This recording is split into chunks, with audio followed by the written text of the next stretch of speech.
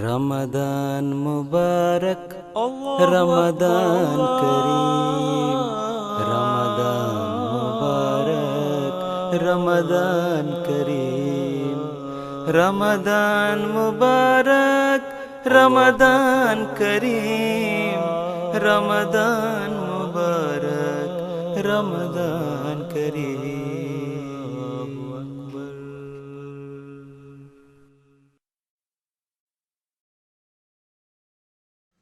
اللهم صل على محمد وعلى آل محمد كما صليت على إبراهيم وعلى آل إبراهيم إنك حميد مجيد. اللهم بارك على محمد وعلى آل محمد كما باركت على إبراهيم وعلى آل إبراهيم إنك حميد مجيد.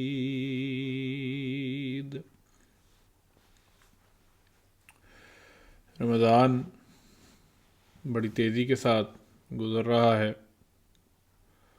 اور تقریباً آدھا بھی ہو گیا ہے. آدھے رمضان میں سے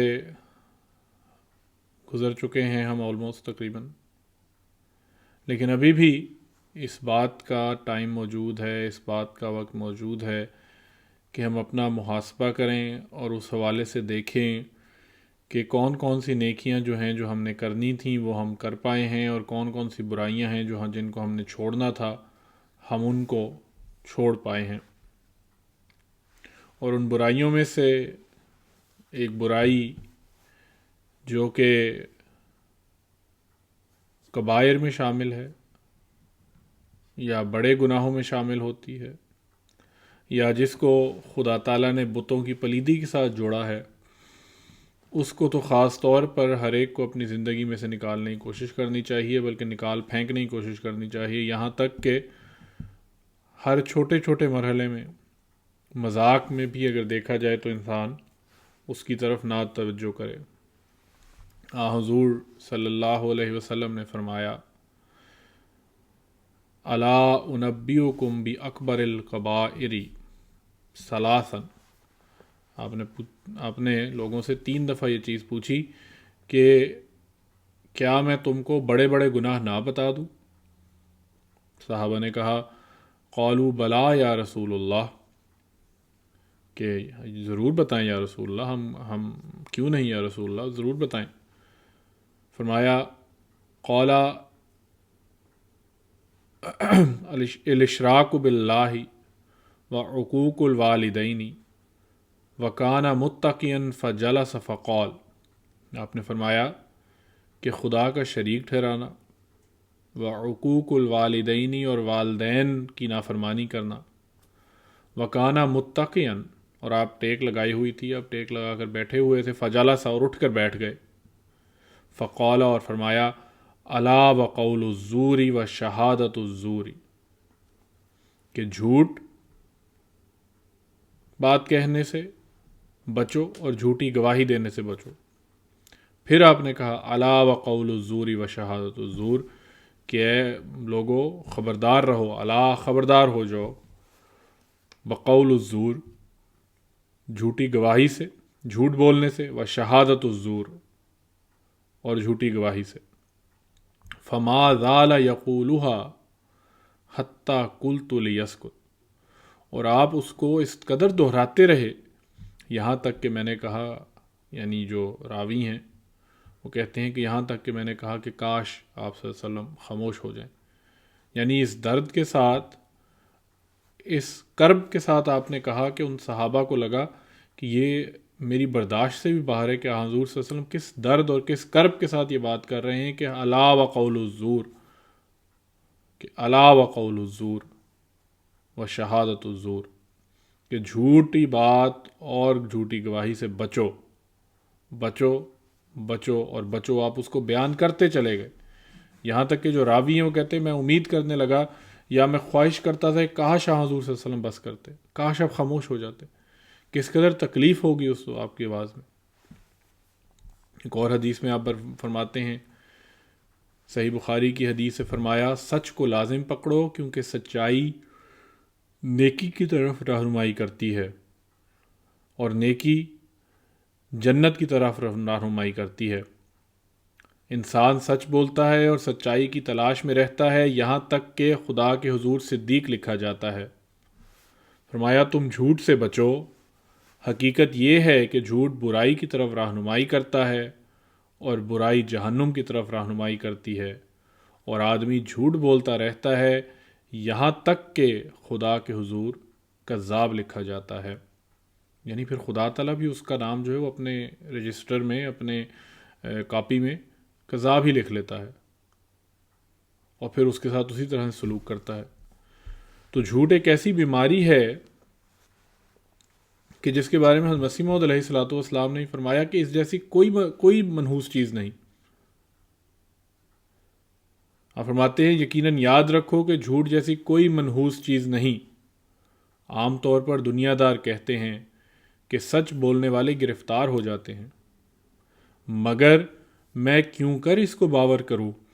مجھ پر 7 مقدمات ہوئے ہیں اور خدا تعالیٰ کے فضل سے کسی ایک میں ایک لفظ بھی مجھے جھوٹ لکھنے کی ضرورت نہیں پڑی. کوئی بتائے کہ کسی ایک میں بھی خدا تعالیٰ نے مجھے شکست دی ہو, اور یہ بالکل درست بات ہے. جو پہلا مقدمہ آپ پر ہوا, مقدمہ ڈاک خانہ, اس میں جو وکیل تھا اس نے آپ کو کہا کہ آپ کہہ دیں کہ میں نے غلطی سے جو ہے وہ خط جو ہے وہ پیکٹ میں ڈال دیا ہے, یا کہا گیا کہ یہ چونکہ وہ ہندو ہے اور یہ کتاب میری اسلام کے حق میں ہے تو اس نے شرارت کی ہے اور خط جو ہے وہ پیکٹ میں ڈال دیا ہے اور اس کی شرارت ہے, میں نے اس طرح نہیں کیا. تو انہوں نے نہیں, اور حضور نے بے نہیں سچ سے کام لیتے ہوئے فرمایا کہ ہاں خط میں نے ہی پیکٹ میں ڈالا تھا, کیونکہ میرے خیال میں یا میرے لحاظ سے جو خط ہے وہ مضمون کا حصہ ہی ہے اور مضمون کے حوالے سے ہی اس میں باتیں لکھی گئی تھیں. اور پھر جج نے آپ کی سچائی کو سنتے ہوئے آپ کو بری کر دیا, کوئی مقدمہ آپ پر نہیں کیا. اور فرماتے ہیں اللہ تعالیٰ تو آپ سچائی کا حامی و مددگار ہے. یہ ہو سکتا ہے کہ وہ راست باز کو سزا دے. خدا تعالیٰ کس طرح سچ بولنے والے کو سزا دے گا؟ اگر ایسا ہو تو پھر دنیا میں کوئی شخص سچ بولنے کی جرت نہ کرے اور خدا تعالیٰ پر سے ہی اعتقاد اٹھ جاوے. جھوٹ کو سہارا بنانا, اور اگر سچ کا کوئی فائدہ نہ ہو تو پھر بین ہی خدا تعالیٰ خود اس بات پر مہر لگا دے کہ سچ کا فائدہ کوئی نہیں اور جھوٹ سے ہی گزارا ہو. فرماتے ہیں پھر اگر ایسا ہو جائے تو راست باز تو پھر زندہ ہی مر جائیں. اصل بات یہ ہے کہ سچ بولنے سے جو سزا پاتے ہیں وہ سچ کی وجہ سے نہیں ہوتی, وہ سزا ان کی بعض اور مخفی در مخفی بدکاریوں کی ہوتی ہے اور کسی اور جھوٹ کی سزا ہوتی ہے. خدا تعالیٰ کے پاس تو ان کی بدیوں اور شرارتوں کا ایک سلسلہ ہوتا ہے, ان کی بہت سی خطائیں ہوتی ہیں اور کسی نہ کسی میں وہ سزا پا لیتے ہیں. حضرت مسلم رضی اللہ تعالیٰ عنہ الہی جماعتوں کی نشانی بیان کرتے ہوئے فرماتے ہیں کہ الہی جماعتوں کی بڑی بھاری علامت راست بازی ہوتی ہے, اور یہ ایک ایسی علامت ہے جو اپنی ذات میں بہت بڑی اہمیت رکھتی ہے. یعنی الہی جماعتوں کی نشانی ہے کہ وہ راست باز ہوتے ہیں, یعنی وہ سچائی سے کام لیتے ہیں, سچ بولنا ان کی ایک نشانی بن جاتی ہے. آپ فرماتے ہیں کہ یہ بہت افسوس ہے کہ دنیا میں بہت سے لوگ راست بازی کی قدر و قیمت کو نہیں سمجھتے.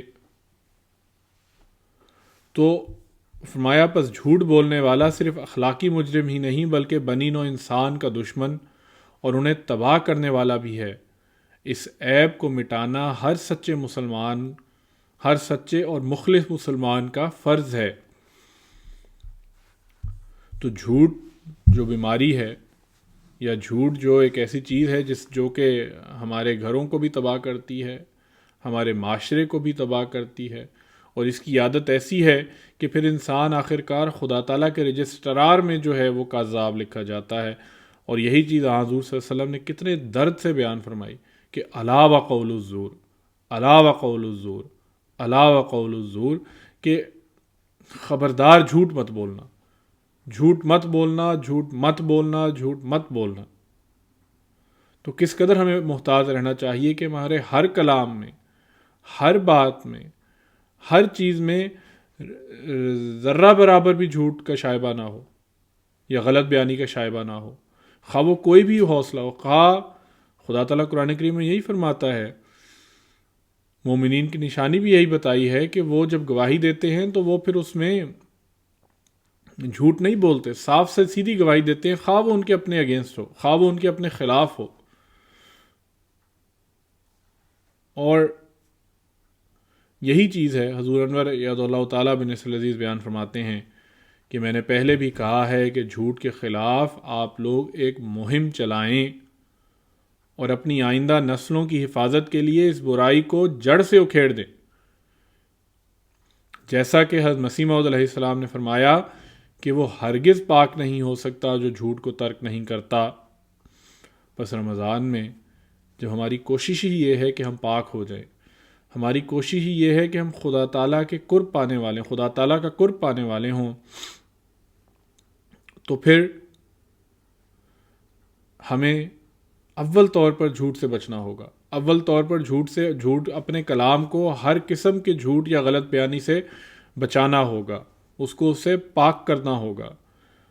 اور یہی وہ چیز ہے، اس کی کوشش جو ہے یا اس کے خلاف مہم چلانا جو ہے، خواہ وہ گھر میں ہو، خواہ وہ باہر ہو، ہر جگہ پر جھوٹ یا جھوٹی گواہی کے خلاف مہم چلا کر ہی ہم اپنے معاشرے کو پاک صاف کر سکتے ہیں، اپنے معاشرے کو صاف ستھرا رکھ سکتے ہیں۔ وگرنہ یہ ایک ایسی بیماری ہے، یہ معاشرے کو بھی خراب کرتی ہے، انسان کی ذاتی زندگی کو بھی خراب کرتی ہے، اور انسان کا تعلق خدا تعالیٰ سے بھی توڑتی ہے۔ تو حضور صلی اللہ علیہ وسلم کی آواز کی کرب اور دکھ اور درد کو سمجھتے ہوئے ہمیں اس بات سے سمجھ جانا چاہیے کس قدر بری بیماری ہے، یا کس قدر بری چیز ہے، اور اس سے بچنا کیوں ضروری ہے۔